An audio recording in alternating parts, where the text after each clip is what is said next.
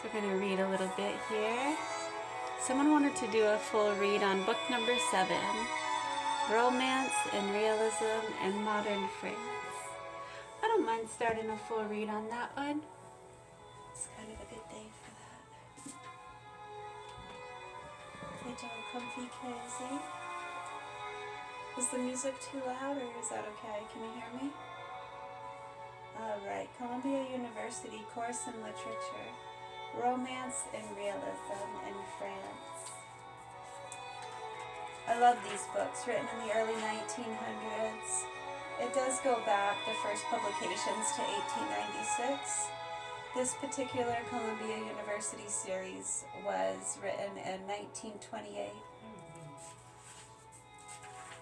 Starting on page 1. French literature from 1848 to the present day, a general view.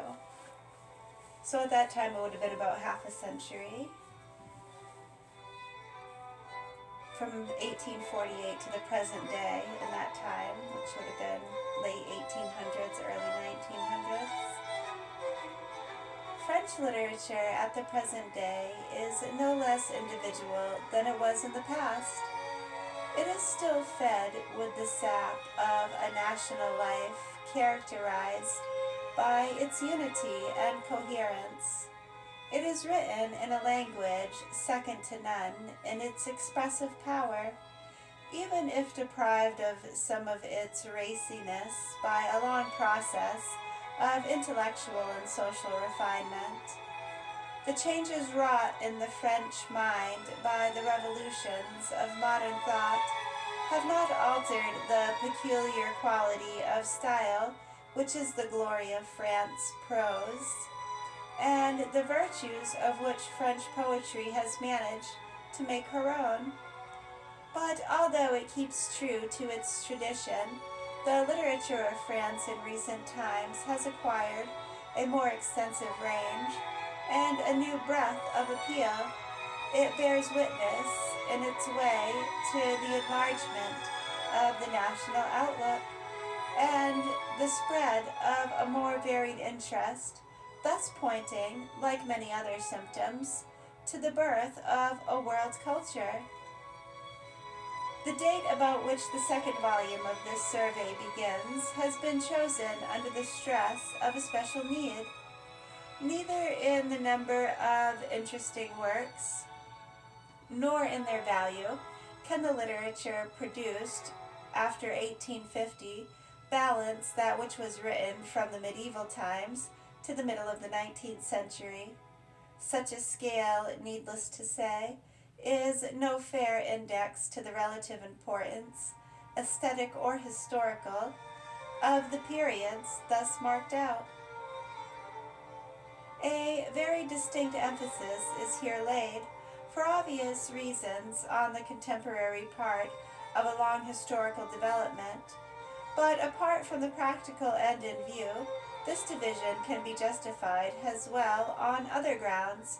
From 1850 onward, the literature of France, having run, as it were, through one complex cycle and experienced the full scope of its powers, really enters upon a new course, the nature and characteristics of which it is the aim of these few pages briefly to define. Down to 1850, French literature has displayed strongly marked and relatively simple features, broken as it was by one main turn into two sharply contrasted periods.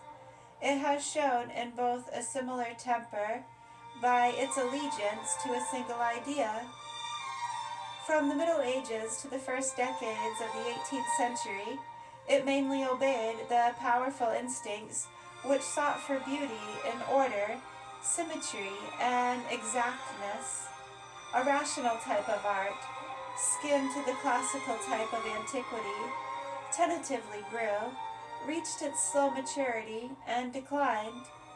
Next, during the 100 years after 1750, new desires revealed themselves in the emergence of another type.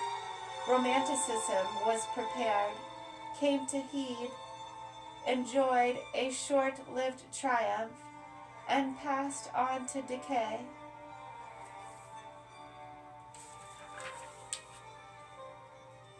The judge from that succession, a more vividly antithetical and dramatic one, perhaps than is generally the case, it might have seemed about 1850 that the coming age was to witness the renewal of the sharp alteration thus initiated, and French literature might have appeared doomed to swing forever in repeated reaction from one to the other of the contending principles.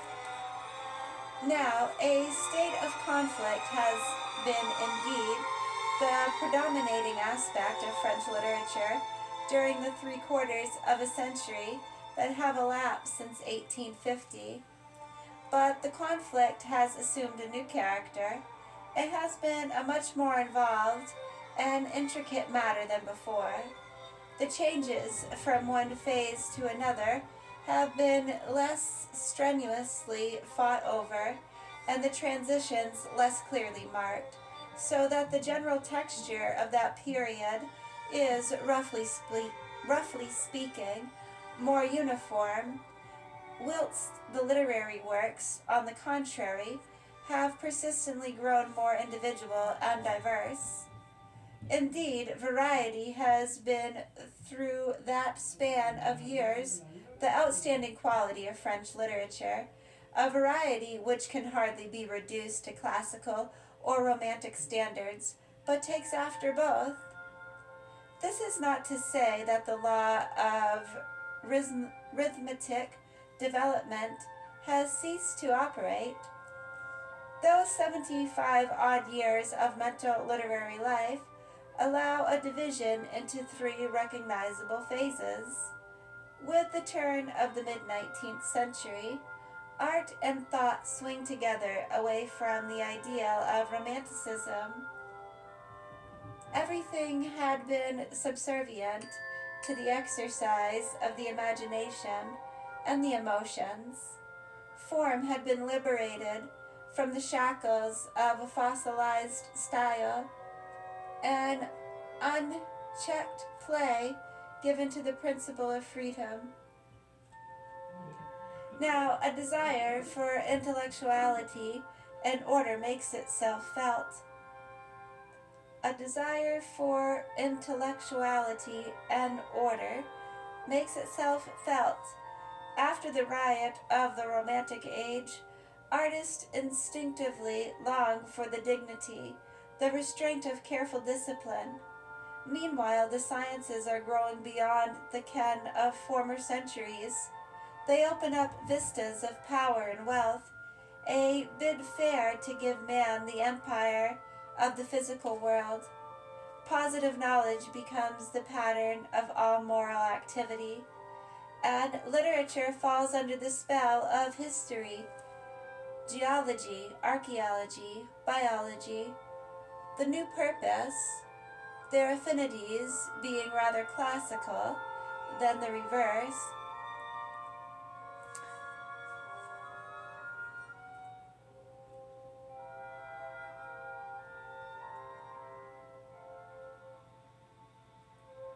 I skipped a line. The new schools that reach thus a consciousness of their aims are united by a common purpose, their affinities being rather classical than the reverse. Realism sets up a scientific ideal for literature and the arts. Nothing matters but truth, and writers should hold up a mirror to a man and life as they now are, or as they ever were. Naturalism goes one step further in singling out for special study and imitation Naturalism goes one step further in singling out for special study and imitation those aspects of nature, physical or moral, has, for instance, the slavery of most human beings to instinct and passion, which a delicacy, a refinement, or an optimistic convention had usually placed under a ban. The Parnassians, the Parnassians are poets who withdraw from the more trite through fairs of letters and the self-display of the romantics to the severe chaste slopes of the sacred mount. They devote themselves to a fastidious worship of beauty, the cult of polished form, and an impersonal contemplation of man's vagaries through the ages. Vagaries, crossword, Vagaries. The disciples of art, for art's sake, lastly, push the same principle to a more definitely aesthetic exclusiveness and refuse to acknowledge the claims of any value before those of an artistic ideal that should rule literature and hold sway, no less, over life.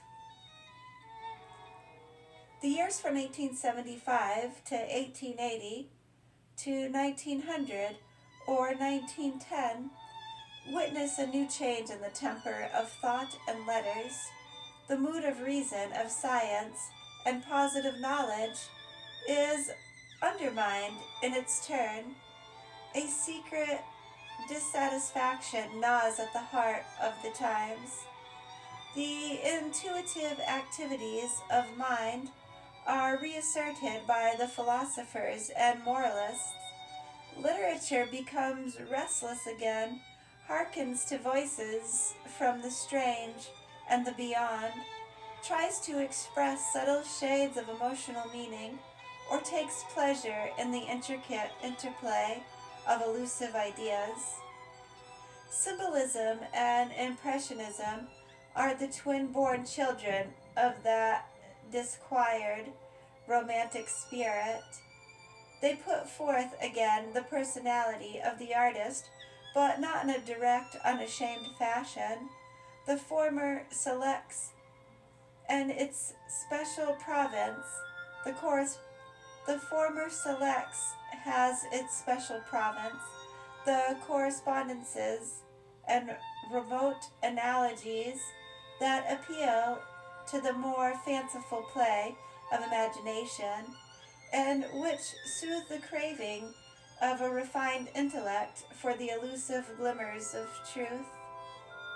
Among the many echoes that reverberate through nature, it catches most readily the associations which unite the music of syllables with emotions or images. It makes suggestion the normal method of art. The latter aims more defiantly at calling up a reverberation in the souls of readers or spectators through which the individual, inexpressible quality of the artist's precipitation or meaning can only be expressed. Kevin.